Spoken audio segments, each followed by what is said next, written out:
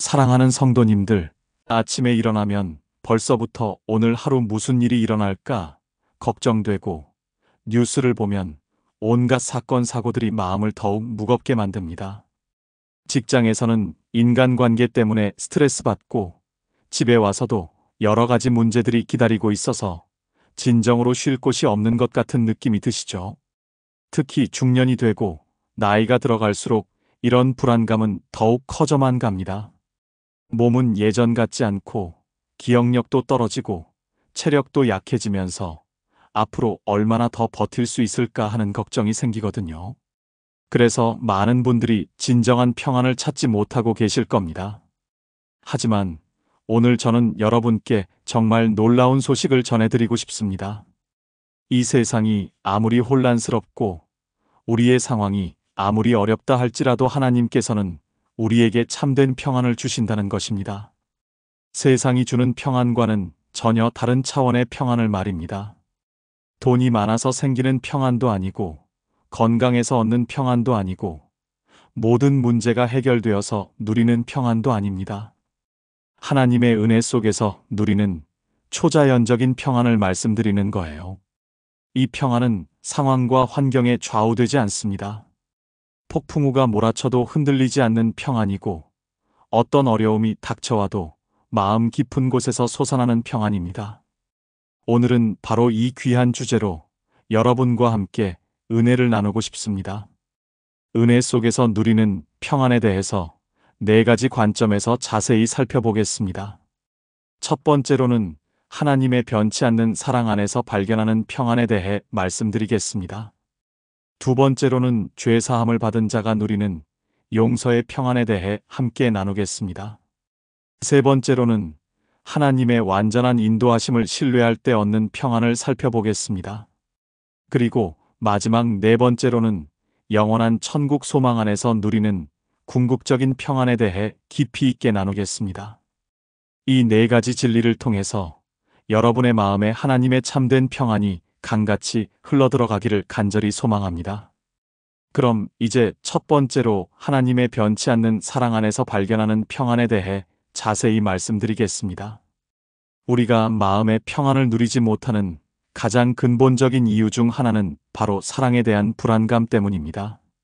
사람들에게 사랑받지 못할까봐, 인정받지 못할까봐, 버림받을까봐 하는 두려움이 우리 마음 깊은 곳에 자리 잡고 있어요. 어린 시절부터 부모님께 인정받기 위해 애쓰고, 학교에서는 친구들에게 미움받지 않으려고 노력하고, 직장에서는 상사에게 좋은 평가를 받으려고 스트레스 받고, 가정에서는 배우자와 자녀들에게 실망을 주지 않으려고 끊임없이 긴장하며 살아갑니다. 이런 식으로 살다 보니까 진정한 평안을 누릴 수가 없는 거죠. 늘 다른 사람들의 시선과 평가를 의식하면서 살아가야 하니까 마음이 편할 리가 없잖아요. 그런데 성경에는 이런 우리들에게 정말 놀라운 말씀이 기록되어 있습니다. 로마서 8장 38절과 39절에서 사도 바울은 이렇게 확신에 찬 고백을 하고 있습니다. 내가 확신하노니 사망이나 생명이나 천사들이나 권세자들이나 현재일이나 장래일이나 능력이나 높음이나 깊음이나 다른 아무 피조물이라도 우리를 우리 주 그리스도 예수 안에 있는 하나님의 사랑에서 끊을 수 없느니라. 정말 놀라운 선언이 아닙니까? 사도 바울은 이 우주에 존재하는 그 어떤 것도 하나님의 사랑에서 우리를 끊을 수 없다고 단언하고 있습니다. 사망도 안 되고, 생명도 안 되고, 천사들도 안 되고, 권세자들도 안 되고, 현재 일어나는 어떤 일도 안 되고, 장래에 일어날 어떤 일도 안 되고, 어떤 능력도 안 되고, 높은 것도 안 되고, 깊은 것도 안 되고, 이 세상에 존재하는 그 어떤 피조물도 하나님의 사랑에서 우리를 끊을 수 없다는 거예요. 여러분, 이 말씀의 역사적 배경을 아시나요? 사도 바울이 로마서를 기록할 당시에 로마 제국의 그리스도인들은 극심한 박해를 받고 있었습니다. 특히 네로 황제 시대에는 그리스도인들에 대한 박해가 절정에 달했어요. 네로는 로마 대화제의 책임을 그리스도인들에게 뒤집어 씌우면서 잔인한 박해를 가했습니다. 어떤 그리스도인들은 십자가에 못 박혀 죽었고, 어떤 이들은 맹수들의 밥이 되었고 어떤 이들은 산채로 화형을 당했습니다. 네로는 심지어 그리스도인들을 산채로 태워서 자신의 정언을 밝히는 횃불로 사용하기도 했어요. 이렇게 극한의 고난과 죽음의 위협 앞에서 많은 그리스도인들이 두려워하고 절망했을 것입니다. 하나님께서 정말 우리를 사랑하신다면 왜 이런 고난을 허락하실까? 하나님께서 우리를 버리신 것은 아닐까 하는 의심이 들었을 거예요. 바로 이런 상황에서 사도 바울이 이 놀라운 확신의 말씀을 선포한 거예요. 아무리 극한의 고난과 시련이 와도 하나님의 사랑은 절대로 변하지 않는다는 것을 확신 있게 선언한 거죠. 이것이 바로 하나님의 변치 않는 사랑 안에서 발견하는 평안의 핵심입니다. 하나님의 사랑은 우리의 행동이나 상황이나 환경에 따라 좌우되는 것이 아니라는 사실입니다. 우리가 잘했을 때만 사랑하시고 못했을 때는 사랑하지 않으시는 그런 조건적인 사랑이 아니에요. 우리가 성공했을 때만 사랑하시고 실패했을 때는 등을 돌리시는 그런 변덕스러운 사랑도 아닙니다. 하나님의 사랑은 변함없는 사랑이에요. 영원한 사랑이고 무조건적인 사랑이고 희생적인 사랑입니다. 이것을 실제 우리 일상생활에서 어떻게 적용할 수 있을까요?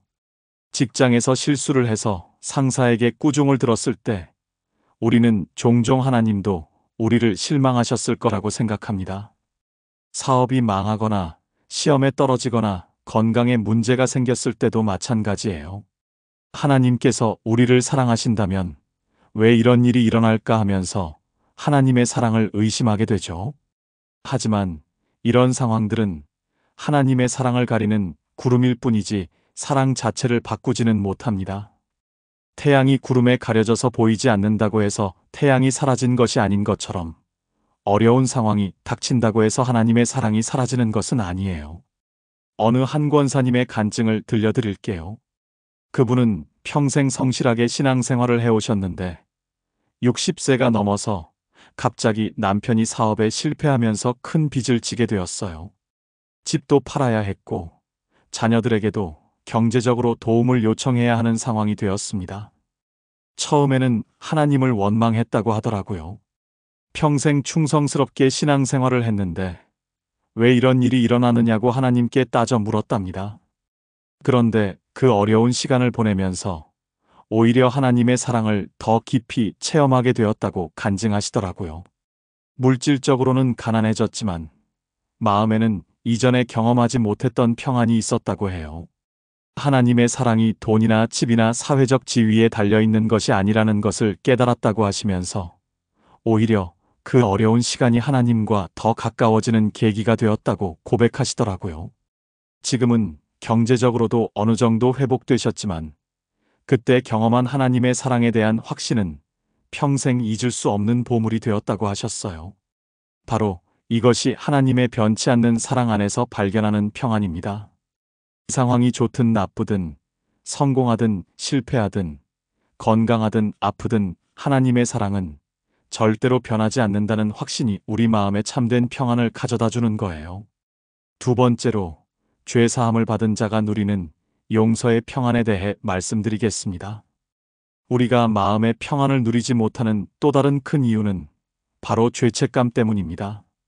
과거에 지은 죄들, 실수들, 잘못된 선택들이 우리 마음을 짓누르고 있어요. 밤에 잠자리에 들면 이런저런 후회스러운 일들이 생각나면서 잠을 이루지 못합니다. 그럴 때마다 마음이 무거워지고 자책감에 시달리게 되죠. 특히 나이가 들어갈수록 이런 감정들이 더 강해집니다.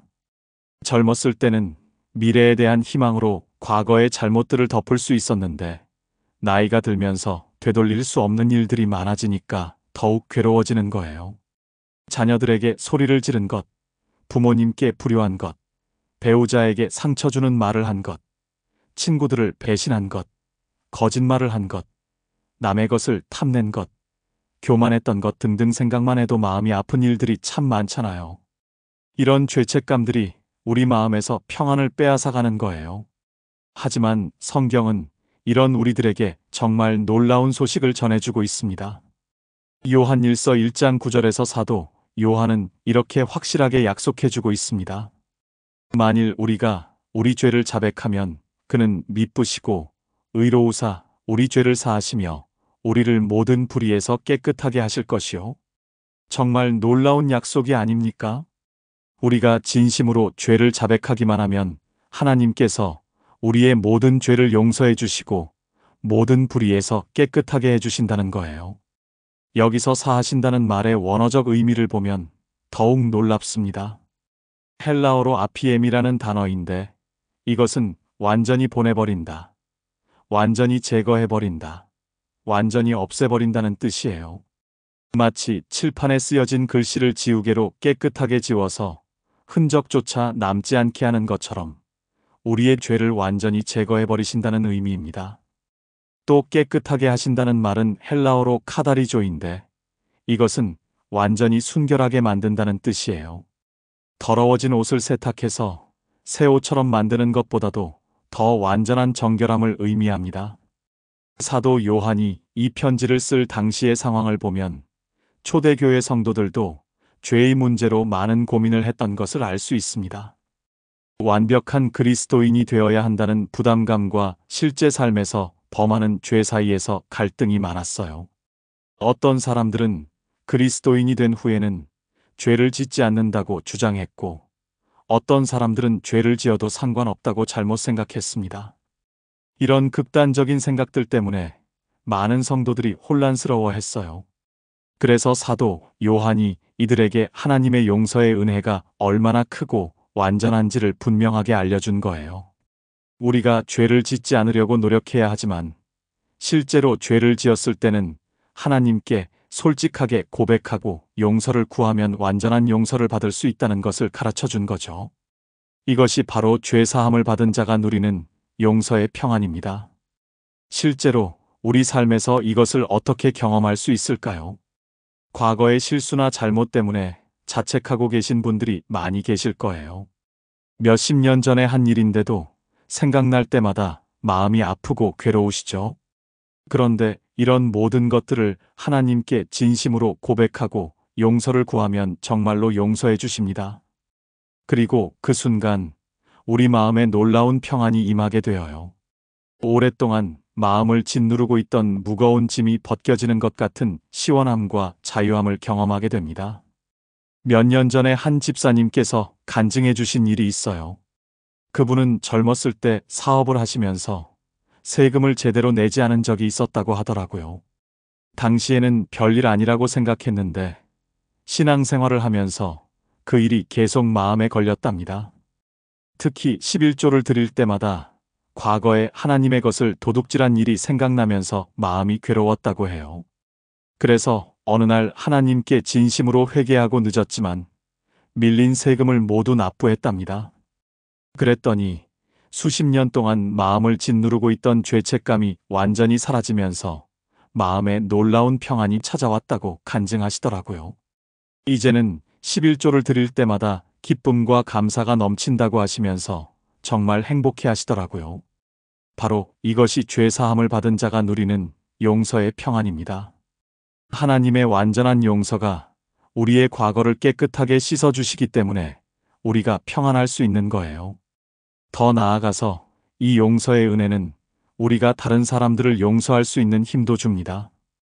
우리를 상처 준 사람들, 우리에게 잘못한 사람들을 용서하기가 쉽지 않잖아요.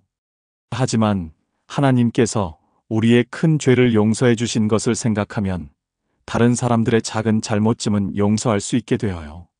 이렇게 용서하고 용서받는 관계 속에서 우리는 더욱 깊은 평안을 누리게 됩니다.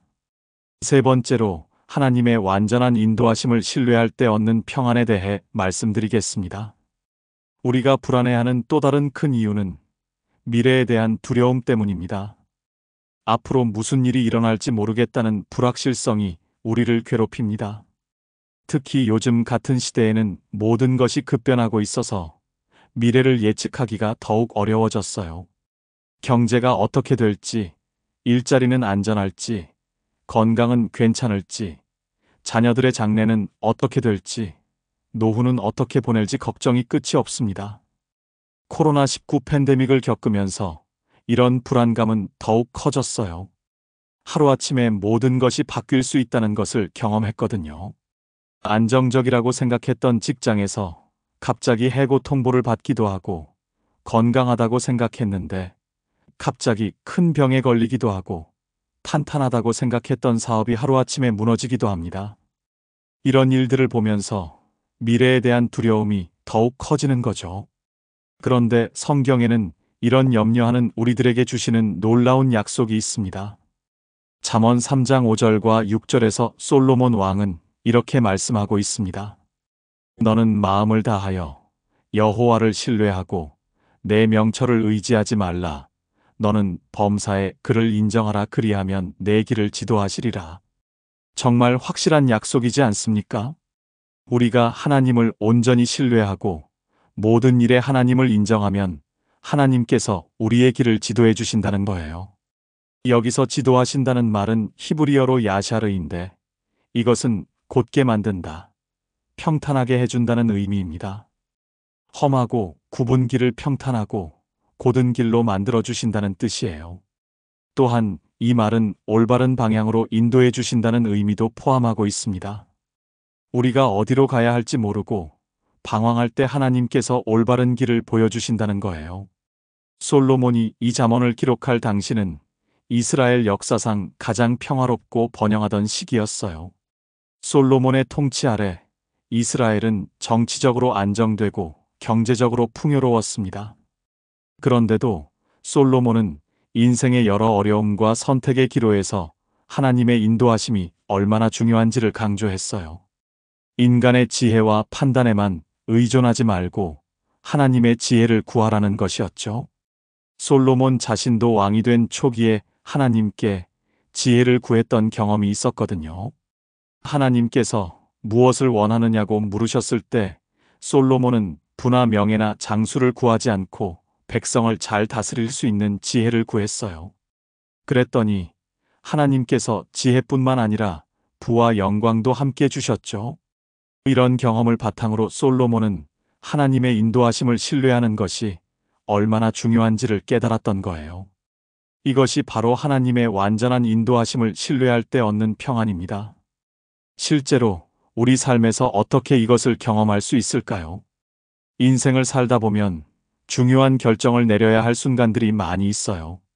어떤 직장을 선택할지, 누구와 결혼할지, 어디에 살지, 자녀 교육을 어떻게 할지, 투자를 어떻게 할지, 은퇴 후에는 뭘 할지 등등 끊임없이 선택해야 할 일들이 있거든요.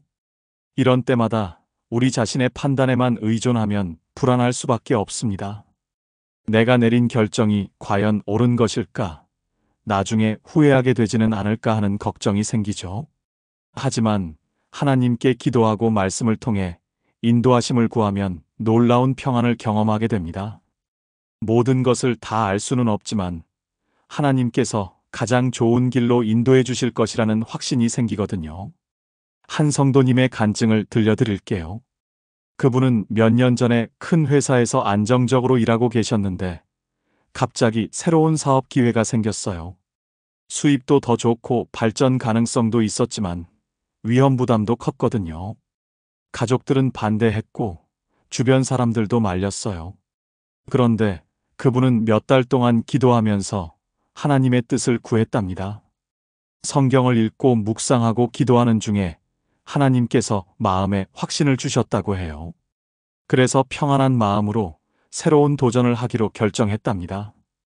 주변에서는 무모한 선택이라고 했지만 그분은 하나님의 인도하심을 믿고 담대하게 나아갔어요.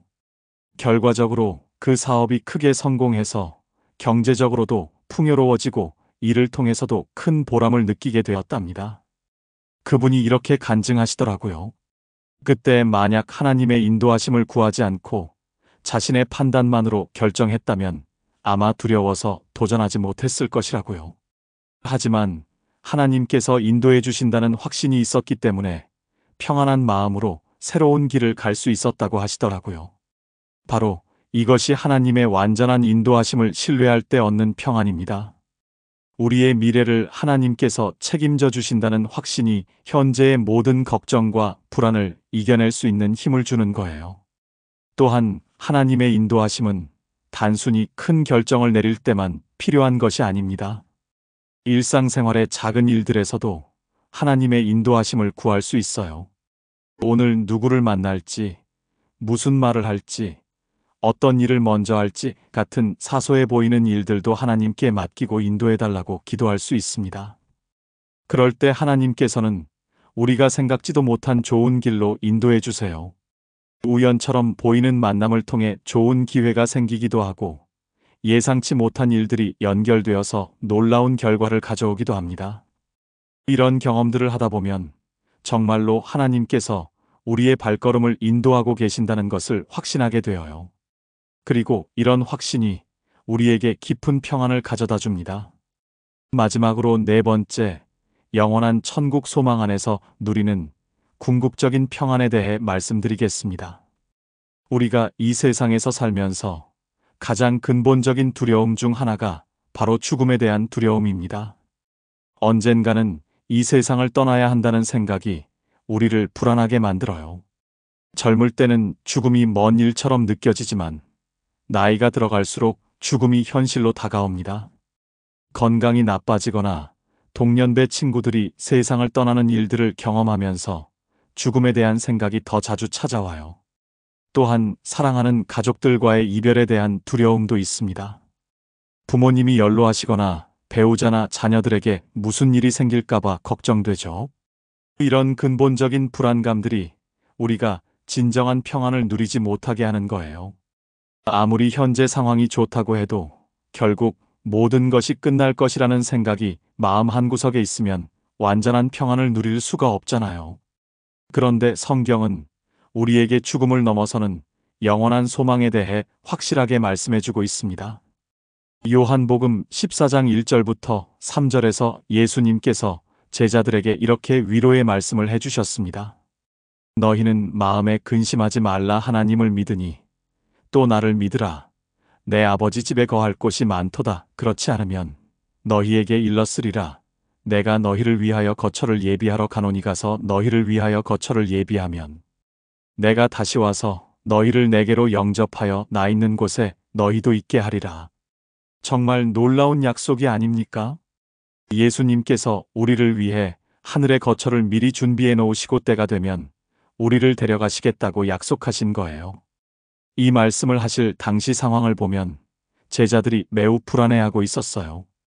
예수님께서 십자가에 못 박혀 죽으실 것과 제자들을 떠나실 것을 예고하셨거든요. 제자들은 3년 동안 함께 생활하면서 의지해왔던 스승을 잃게 된다는 절망감과 앞으로 자신들이 어떻게 살아가야 할지에 대한 두려움으로 마음이 가득했어요.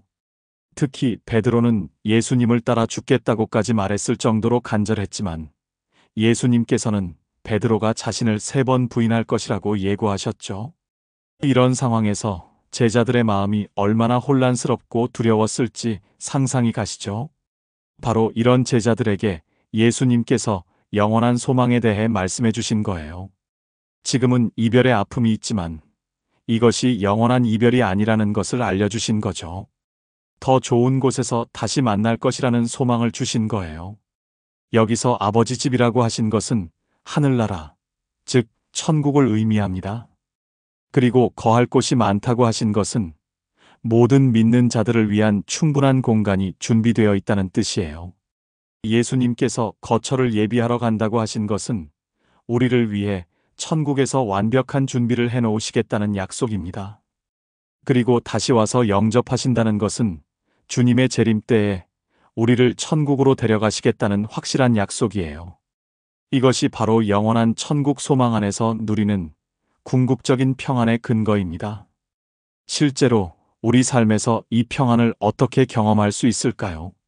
나이가 들어가면서 자연스럽게 죽음에 대한 생각이 많아지잖아요. 몸이 예전 같지 않고 기억력도 떨어지고 체력도 약해지면서 언젠가는 이 세상을 떠나야 한다는 현실을 받아들이게 됩니다. 또한 사랑하는 사람들과의 이별도 경험하게 되어요. 부모님이 먼저 세상을 떠나시기도 하고 배우자나 친구들과도 이별하는 일들이 생깁니다. 이런 때마다 우리는 깊은 슬픔과 두려움을 느끼게 되어요. 하지만 예수님께서 약속하신 영원한 소망을 믿으면 이런 상황에서도 평안을 누릴 수 있습니다. 죽음이 끝이 아니라 더 좋은 곳으로 가는 통로라는 것을 알기 때문이에요. 예전에 암 투병을 하시던 한 권사님의 이야기를 해드릴게요. 병실에서 만난 그분의 모습은 정말 인상적이었어요. 몸은 많이 약해지셨지만 얼굴에는 놀라운 평안이 있더라고요. 오히려 문병 온 저를 위로해 주시면서 걱정하지 말라고 하시더라고요. 왜 그렇게 평안하시냐고 여쭤봤더니 이렇게 대답하셨어요. 예수님께서 미리 가서 집을 준비해 놓고 기다리고 계신다니까 두려울 게 없다고 하시면서 오히려 그 집이 어떨지 기대가 된다고 하시더라고요. 이 세상에서는 병들고 고생했지만 천국에서는 영원히 건강하고 행복할 것을 생각하니까 마음이 설렌다고 하셨어요. 그리고 먼저 가신 남편분과 부모님들을 다시 만날 생각을 하니까 너무 기쁘다고 하시더라고요. 정말 놀라운 믿음이었어요. 몇 주 후에 그분은 정말 평안하게 세상을 떠나셨는데 장례식장 분위기도 슬픔보다는 소망이 넘쳤어요. 가족들도 슬프긴 하지만 천국에서 다시 만날 것을 믿기 때문에 절망하지 않더라고요. 바로 이것이 영원한 천국 소망 안에서 누리는 궁극적인 평안입니다. 죽음 너머에 있는 영원한 생명에 대한 확신이 현재의 모든 어려움과 두려움을 이겨낼 수 있는 힘을 주는 거예요. 또한 이 영원한 소망은 우리가 현재를 살아가는 방식도 바꿔줍니다. 돈이나 명예나 권력 같은 세상적인 것들에 너무 매달리지 않게 되어요. 이런 것들이 다 일시적이고 영원하지 않다는 것을 알기 때문입니다. 대신에 영원한 가치가 있는 일들에 더 관심을 갖게 되어요. 사랑하는 사람들과의 관계, 하나님과의 관계, 섬김과 나눔의 살 같은 것들 말이에요. 이런 관점으로 살 때 우리는 더욱 깊은 평안과 만족을 누릴 수 있습니다. 세상의 변화나 어려움에 일희일비하지 않고 영원한 관점에서 모든 것을 바라볼 수 있게 되거든요. 사랑하는 성도님들, 오늘 우리가 함께 나눈 4가지 평안의 비결을 다시 한번 정리하면서 마무리하겠습니다. 첫 번째로 하나님의 변치 않는 사랑 안에서 발견하는 평안을 나누었습니다. 어떤 상황에서도 어떤 환경에서도 하나님의 사랑은 절대로 변하지 않습니다. 우리가 성공하든 실패하든 건강하든 아프든 부자든 가난하든 하나님의 사랑은 영원하고 무조건적입니다. 이 놀라운 진리를 믿고 확신할 때 우리 마음에 참된 평안이 임하게 됩니다. 두 번째로 죄 사함을 받은 자가 누리는 용서의 평안에 대해 말씀드렸습니다. 과거의 죄와 실수들이 우리를 괴롭힐 때가 많지만 하나님께서는 우리가 진심으로 회개할 때 모든 죄를 완전히 용서해 주십니다. 이 용서의 은혜가 우리 마음에서 죄책감과 자책감을 완전히 제거해 주시고 평안을 가져다 줍니다. 세 번째로 하나님의 완전한 인도하심을 신뢰할 때 얻는 평안을 나누었습니다. 미래에 대한 걱정과 불안 대신에 하나님의 인도하심을 온전히 신뢰할 때 우리는 평안을 경험합니다. 하나님께서 우리의 앞길을 가장 좋은 방향으로 인도해 주실 것을 믿기 때문에 어떤 상황에서도 담대할 수 있습니다. 네 번째로 영원한 천국 소망 안에서 누리는 궁극적인 평안에 대해 말씀드렸습니다. 죽음에 대한 두려움과 이별에 대한 슬픔을 이겨낼 수 있는 것은 영원한 생명에 대한 확신 때문입니다. 예수님께서 우리를 위해 천국을 준비해 놓으시고 때가 되면 데려가실 것을 믿기 때문에 현재의 모든 어려움을 견딜 수 있습니다. 이 4가지 모두가 하나님의 은혜 속에서 누리는 참된 평안의 비결입니다. 세상이 주는 평안은 상황과 환경에 따라 좌우되지만 하나님이 주시는 평안은 그 어떤 상황에서도 흔들리지 않습니다. 폭풍우가 몰아쳐도 변하지 않고 산이 무너져도 흔들리지 않는 평안입니다. 이 평안은 우리의 노력으로 얻어지는 것이 아니라 하나님의 은혜로 주어지는 선물입니다. 우리가 할 일은 이 은혜를 믿고 받아들이는 것뿐입니다. 오늘 이 말씀을 들으신 모든 분들의 마음에 하나님의 참된 평안이 강같이 흘러들어가기를 간절히 축복합니다. 염려와 걱정 대신에 믿음과 소망이 가득하기를 바랍니다. 두려움과 불안 대신에 담대함과 확신이 넘치기를 원합니다. 그리하여 여러분의 일상이 하나님의 평안으로 가득한 축복된 삶이 되기를 간절히 소망합니다. 혹시 오늘 말씀이 여러분에게 도움이 되었다면 좋아요 버튼을 눌러주시고 댓글로 여러분의 간증도 나누어 주세요. 평안을 찾지 못하고 고민하는 주변 분들이 계시다면 이 영상을 공유해서 함께 은혜를 나누시기 바랍니다. 사랑하는 믿음의 가족들, 하나님의 크신 은혜와 평강이 여러분과 여러분의 가정 위에 늘 함께 하시기를 축복합니다. 다음 시간에도 더욱 귀한 말씀으로 다시 만나 뵙겠습니다. 여러분 모두 하나님의 은혜 속에서 참된 평안을 누리시기 바랍니다.